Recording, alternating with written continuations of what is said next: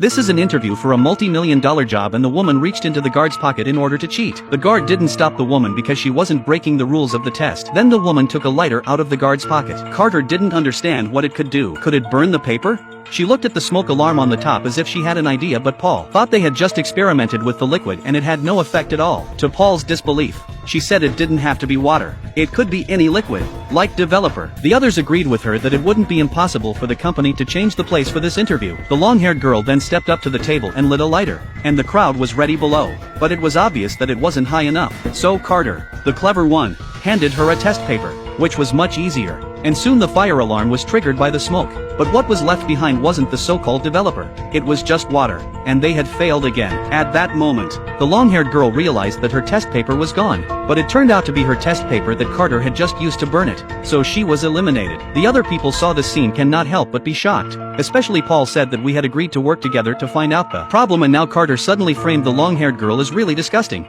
He wanted to go up to the guy to teach him a lesson, but inadvertently triggered the sound control system of the lights. It was this action that created the conditions for the blonde girl to win the interview. But it is not over yet. In order to eliminate more people, Carter guided the innocent man with the glasses to tear up his own paper, not realizing that he was actually falling for it. And so another candidate was thrown out by the security guards. In the face of this scene just now, no one else came forward to stop because Carter did so to reduce his own competitors. Carter did not hesitate to explain that in the end, we are all rivals and competitors. In order to win the interview, we need to use our brains. You should thank me for reducing the number of people to increase the chances of winning. Paul couldn't stand it any longer. So what if the odds have increased? We haven't even figured out what the problem is yet. He went straight up and knocked Carter out and then tied him up before he could set us up again. But then Paul thought better of it and pushed Carter out the door. At this moment, the blonde girl rushed forward to stop, but the examiner said the rule is to leave voluntarily. To be considered to push him out of the door is not his voluntary choice. Maybe then even you guys will be implicated.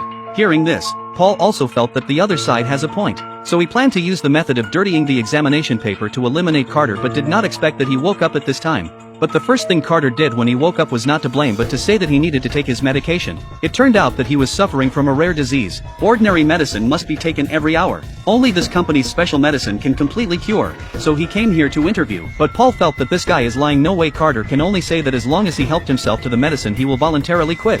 Hearing him say this, Paul of course agreed, but then he searched the guy's pockets all over the body but did not find the medicine.